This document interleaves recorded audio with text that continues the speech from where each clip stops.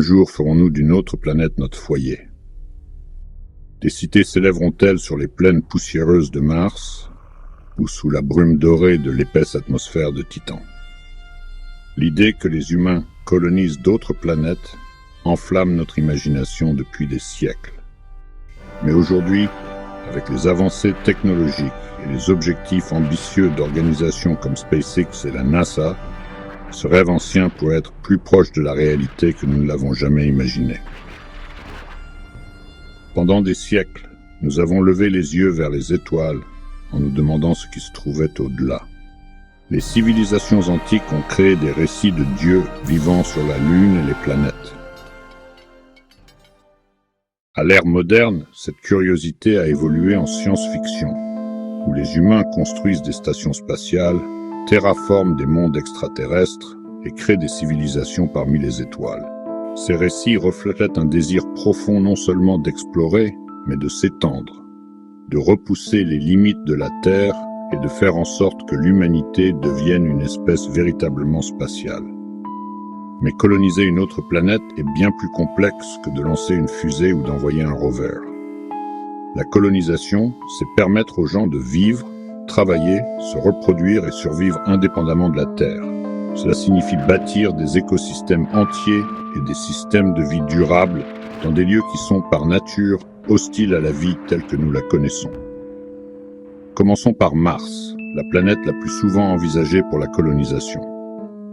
Mars est relativement proche en termes cosmiques et possède des caractéristiques similaires à celles de la Terre. Sa journée est à peine plus longue que celle de la Terre. Elle a de la glace à ses pôles et une gravité, bien qu'elle ne représente qu'environ 38% de celle de la Terre. Il y a même des preuves que de l'eau liquide a jadis coulé à sa surface. Mais Mars n'est pas accueillante. Son atmosphère est incroyablement ténue et composée presque entièrement de dioxyde de carbone. Les températures sont extrêmement froides, en moyenne de moins 62 degrés Celsius, et la surface est régulièrement bombardée de radiation. Malgré cela, SpaceX, l'entreprise d'Elon Musk, a résolument braqué ses regards sur Mars. Musk envisage une cité d'1 million d'habitants sur Mars d'ici la fin de ce siècle.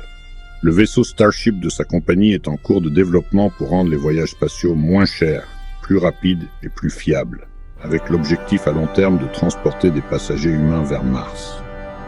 La NASA, elle aussi, a réalisé des avancées significatives vers de futures missions martiennes, avec des plans pour envoyer des astronautes dans les décennies à venir, dans le cadre de leur programme Artemis. Pourtant, même si nous parvenons à atteindre Mars, y survivre présente d'énormes défis. Le voyage seul dure de 6 à 9 mois, selon l'alignement orbital. C'est une demi-année d'exposition à la microgravité, à l'isolement et aux radiations cosmiques. Et ce n'est qu'un aller simple.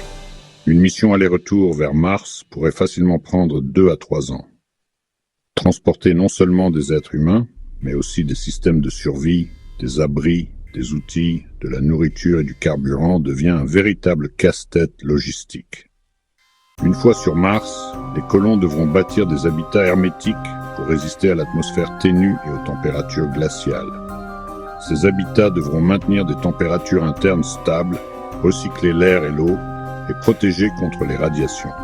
Les rayons cosmiques et les tempêtes solaires peuvent traverser la fine atmosphère martienne et endommager les tissus humains, l'électronique et l'ADN. Pour protéger les colons, les scientifiques explorent des idées comme les habitats souterrains, les murs remplis d'eau et les matériaux résistants aux radiations. La production alimentaire est un autre obstacle majeur. Il n'y a pas de sol fertile sur Mars et la lumière du soleil est plus faible que sur Terre. Les scientifiques développent des systèmes hydroponiques et aéroculturels pour cultiver des aliments dans des environnements contrôlés. Mais créer un régime alimentaire stable et varié sur de nombreuses années reste un défi de taille. L'eau devra être extraite de la glace souterraine et recyclée à l'infini. L'oxygène proviendra probablement de processus chimiques comme l'électrolyse ou de systèmes expérimentaux tels que le MOXIE de la NASA, qui convertit le dioxyde de carbone en oxygène. Au-delà de la survie physique, la santé mentale des colons est aussi une préoccupation majeure. De longues périodes d'isolement, des conditions de vie exiguës et le manque d'interaction sociale peuvent entraîner dépression, anxiété, voire psychose. Les missions analogiques terrestres, comme celles en Antarctique ou dans les dômes de simulation martienne, révèlent à quel point la dynamique de groupe peut être fragile dans des environnements à haut stress et à faible contact. La conception de systèmes de soutien, de protocoles psychologiques et de liens de communication avec la Terre sera essentielle. Et pourtant, les technologies que nous développons pour relever ces défis progressent à pas de géant. Les fusées réutilisables, jadis considérées comme une fantaisie, sont désormais lancées régulièrement. L'intelligence artificielle est entraînée à opérer des robots autonomes qui pourraient construire des habitats avant même l'arrivée des humains.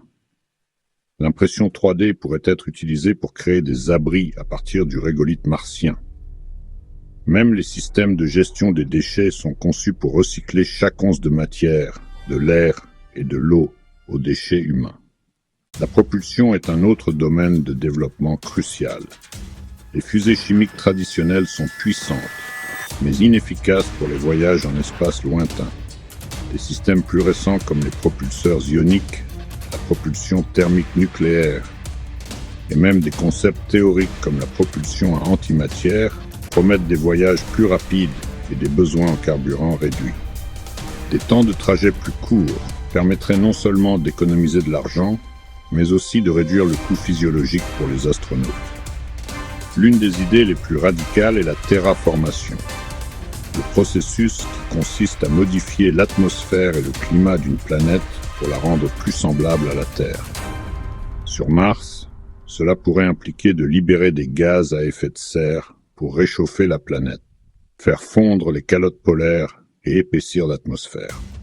Cela pourrait éventuellement mener à la création de lacs, de pluies et même, qui sait, d'un air respirable.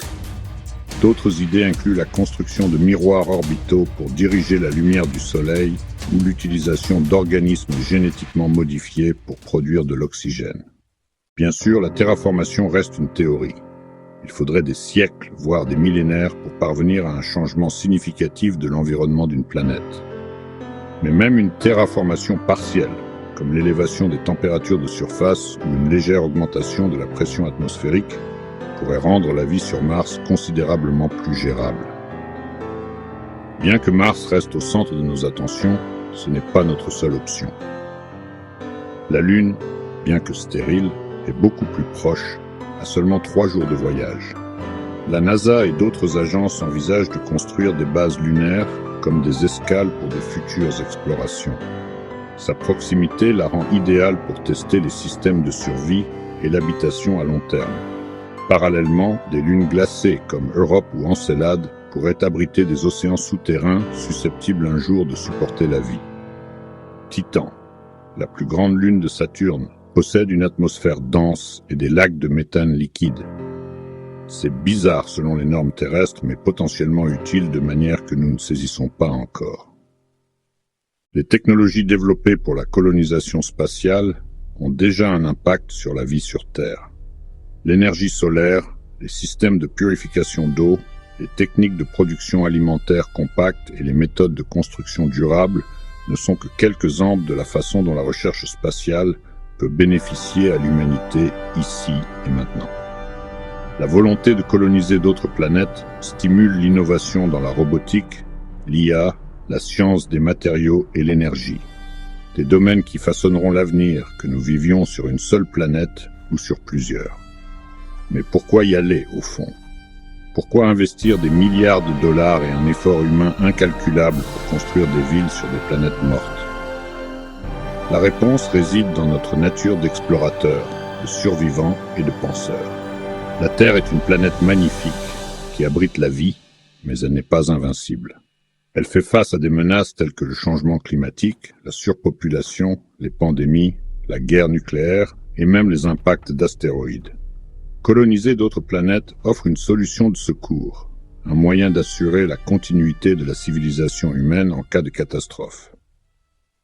Stephen Hawking avait venu que l'humanité devrait devenir une espèce multiplanétaire pour survivre aux 1000 prochaines années. Carl Sagan, lui, parlait de la nécessité de sauvegarder la continuité de la vie en s'étendant au-delà de la Terre. Ce n'est pas seulement de la science-fiction, c'est une stratégie de survie. Pourtant, la colonisation soulève aussi des questions éthiques délicates. Et si Mars abritait déjà une vie microbienne, avons-nous le droit de l'altérer ou de la détruire? À qui appartiennent les planètes? La colonisation spatiale profitera-t-elle à toute l'humanité ou seulement aux riches et aux puissants? Pourrions-nous répéter les injustices coloniales du passé terrestre à l'échelle cosmique? Le droit international, tel que le traité de l'espace extra-atmosphérique, interdit actuellement aux nations de revendiquer des corps célestes. Mais les entreprises privées, les projets d'extraction de ressources et la fierté nationale mettent déjà à l'épreuve les limites de ces accords. Tandis que nous avançons, nous devons nous demander non seulement ce que nous pouvons faire, mais ce que nous devrions faire. Si l'humanité aspire à coloniser d'autres planètes, un modèle économique durable est impératif pour soutenir la vie hors de la Terre. Les colonies ne sauraient dépendre indéfiniment des chaînes d'approvisionnement terrestres, qui s'avèrent coûteuses, lentes et vulnérables. À long terme, les colonies interplanétaires devront atteindre une autonomie économique complète. L'extraction de ressources représente une source de revenus potentiels. Les astéroïdes et les lunes regorgent de métaux rares tels que le platine, l'or et l'iridium, des ressources essentielles pour l'électronique et l'industrie. Des entreprises comme Planetary Resources et Deep Space Industries ont déjà esquissé les premiers plans pour l'exploitation minière des astéroïdes. En cas de succès, ces opérations pourraient approvisionner la Terre en minéraux cruciaux tout en favorisant l'essor d'économies hors monde. Mars détient également des ressources susceptibles de soutenir une colonie. Les perchlorates présents dans son sol peuvent être traités pour en extraire l'oxygène. Le régolithe peut être utilisé pour la construction. La glace souterraine peut fournir de l'eau. L'énergie solaire y est abondante, bien que moins intense que sur Terre. La colonie pourrait générer de l'énergie, extraire des matières premières, et même fabriquer des outils et des pièces grâce à des imprimantes 3D alimentées par des matériaux locaux. Ce concept, connu sous le nom d'utilisation des ressources in situ, est la clé d'une colonisation durable. Le commerce pourrait également y jouer un rôle crucial. À mesure que les colonies se développent, elles pourraient se spécialiser dans des produits ou services parfaitement adaptés à leurs environnements uniques. Les centres de traitement de données, par exemple, pourraient tirer un avantage considérable du froid extrême régnant sur la Lune ou sur Mars. Le tourisme scientifique, quant à lui, pourrait s'épanouir, avec des individus fortunés déboursant des millions pour des expériences uniques sur des mondes extraterrestres. Avec le temps, les colonies pourraient devenir économiquement interdépendantes, tissant ainsi une toile de commerce interplanétaire. Tout comme les nations rivalisent sur Terre, elles rivaliseront inévitablement dans l'espace. Le XXIe siècle est le théâtre d'une nouvelle course à l'espace, non plus seulement entre les États-Unis et la Russie, comme durant la guerre froide, mais désormais aussi avec la Chine, l'Inde, l'Union européenne, des entreprises privées et même de plus petites nations, toutes aspirant à leur part du cosmos. Le programme spatial chinois a fait des progrès spectaculaires, notamment en posant un rover sur la face cachée de la Lune, en lançant une station spatiale et en planifiant des missions vers Mars et les lunes de Jupiter. L'Inde a également marqué les esprits, devenant la première nation à atterrir sur le pôle sud de la Lune en 2023. Tandis que ces pays étendent leurs ambitions, les tensions géopolitiques pourraient les suivre jusque dans l'espace. Qui contrôle Mars? Qui décide des droits miniers sur la Lune? Que se passe-t-il lorsque deux pays veulent établir des colonies au même endroit? Le traité de l'espace de 1967 interdit les revendications nationales de souveraineté dans l'espace, mais son application reste floue. Sans une gouvernance claire, le potentiel de conflit est réel, surtout si des ressources précieuses sont en jeu. Pour prévenir les litiges, un nouveau cadre de gouvernance spatiale pourrait s'avérer nécessaire, une sorte de Nations Unies de l'espace. Il établirait des lois, résoudrait les conflits, gérerait les ressources partagées et veillerait à ce que l'espace reste un domaine d'exploration pacifique plutôt que de militarisation ou de monopolisation par les entreprises. À mesure que nous nous adapterons à la vie sur d'autres planètes, la biologie humaine pourrait commencer à changer. Mars n'a qu'un tiers de la gravité terrestre. La Lune n'en a qu'un sixième. En faible gravité, les muscles s'affaiblissent, les os perdent de leur densité et le sang se redistribue dans le corps. Si les humains vivent pendant des générations dans de tels environnements, les pressions évolutives pourraient remodeler notre physiologie. Les futurs martiens pourraient être plus grands en raison de la gravité plus faible. Leurs os pourraient devenir plus légers. Leur cœur et système circulatoire pourraient s'adapter à une circulation sanguine modifiée. Les enfants nés dans l'espace ou sur Mars pourraient se développer différemment des humains nés sur Terre. Au fil des siècles, nous pourrions même assister à l'émergence de sous-espèces adaptées au monde extraterrestre. Le rayonnement est un autre facteur. Sans le champ magnétique terrestre et une atmosphère épaisse, les colons sur Mars ou la Lune seront exposés à des niveaux élevés de rayons cosmiques et de rayonnement solaire. Avec le temps, cela pourrait entraîner une augmentation des taux de mutation. Le génie génétique pourrait devenir nécessaire, non seulement pour la protection, mais aussi pour s'adapter aux environnements extrêmes. CRISPR et d'autres technologies pourraient un jour modifier notre ADN pour résister aux radiations, produire des vitamines en interne ou respirer un air plus raréfié. Cela soulève de profondes questions éthiques. Devrions-nous modifier notre espèce pour qu'elle corresponde à de nouveaux mondes, ou terraformer des mondes pour qu'ils nous conviennent? Peut-être que l'avenir nous réserve les deux. Une coévolution progressive des humains et des planètes qu'ils habitent. Le secteur privé est en train de devenir une force dominante dans l'exploration spatiale. Des entreprises comme SpaceX, Blue Origin, Axiom Space et Rocket Lab révolutionnent l'accès à l'espace. Contrairement aux agences spatiales nationales, ces entreprises avancent plus vite, innovent agressivement et prennent des risques plus élevés. SpaceX, par exemple, construit le Starship pour transporter plus de 100 personnes vers Mars. Blue Origin prévoit de construire Orbital Reef, une station spatiale privée. Axiom vise à construire des modules commerciaux attachés à l'IS et à former plus tard des habitats indépendants. Ces entreprises jettent les bases d'une nouvelle économie spatiale, où le tourisme, la fabrication et même l'immobilier s'étendent au-delà de la Terre. Cette commercialisation pourrait réduire considérablement les coûts. Le modèle de réutilisabilité de SpaceX a déjà fait chuter les prix des lancements. À l'avenir, les entreprises pourraient offrir des services comme la réparation de satellites, le remorquage d'astéroïdes ou la construction en orbite. Des hôtels spatiaux pourraient accueillir les ultra-riches. Les colonies sur la Lune ou sur Mars pourraient débuter comme des avant-postes scientifiques, mais évolueront à terme en centres d'affaires florissants. Cependant, une commercialisation non réglementée risquerait de répéter les erreurs commises sur Terre. Destruction environnementale, exploitation du travail, inégalité de richesse. Des cadres internationaux seront nécessaires pour équilibrer profit et responsabilité, garantissant que l'espace extra-atmosphérique reste ouvert et équitable. Pour vivre hors du monde, les humains auront besoin de nouvelles compétences. Les futurs colons devront être à la fois ingénieurs, médecins, agriculteurs, géologues et psychologues. Les programmes de formation devront les préparer aux urgences, à l'isolement, au travail scientifique et à la survie dans des environnements hostiles. Les agences spatiales mènent déjà des missions analogues dans les déserts, les grottes et les habitats sous-marins. Ces simulations testent l'équipement, la psychologie et la logistique.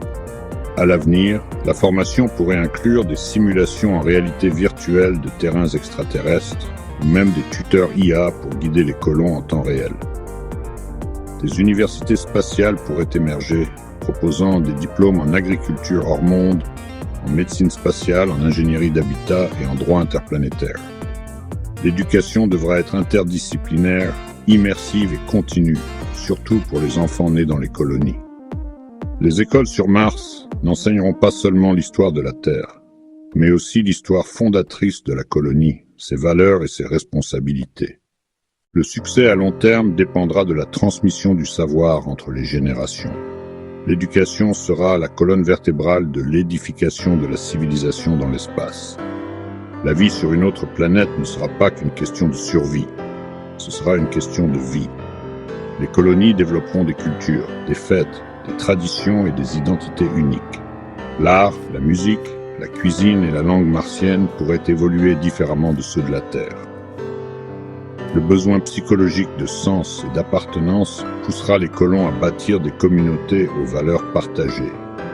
Une identité martienne pourrait émerger, tout comme les immigrants ont formé de nouvelles nationalités sur Terre. Les célébrations pourraient marquer le jour de l'atterrissage, la première naissance sur Mars ou les étapes importantes de la terraformation.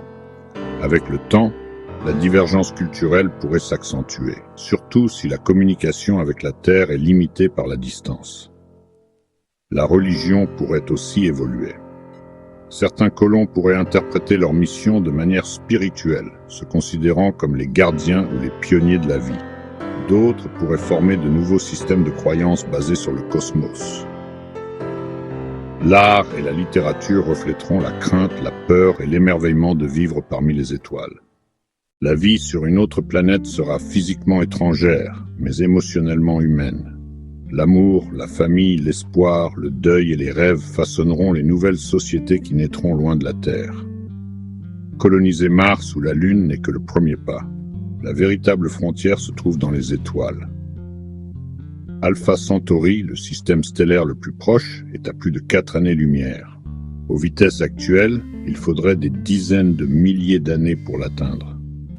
Mais de nouvelles technologies pourraient changer cela. Des idées comme le projet Breakthrough Starshot visent à envoyer des sondes de la taille d'1 gramme, propulsées par des voiles solaires poussées par des lasers.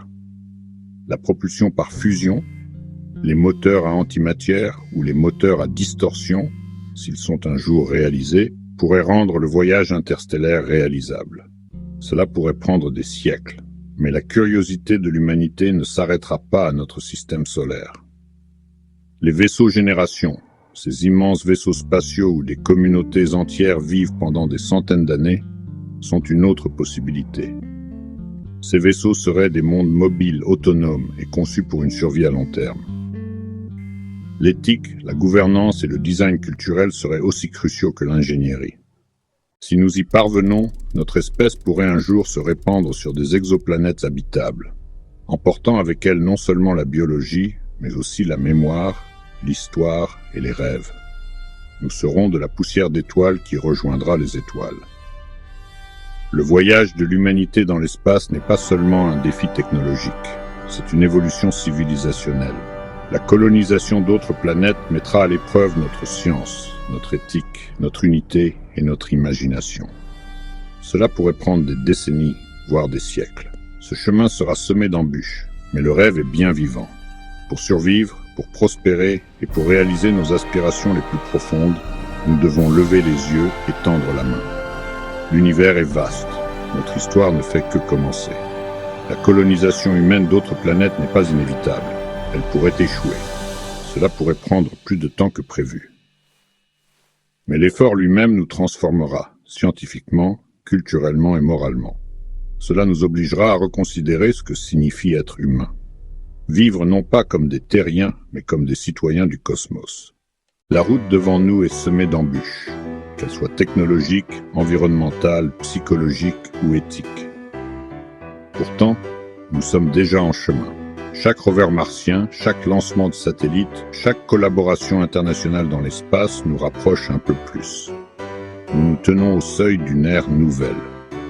Une ère où l'humanité pourrait faire ses premiers pas concrets dans l'univers.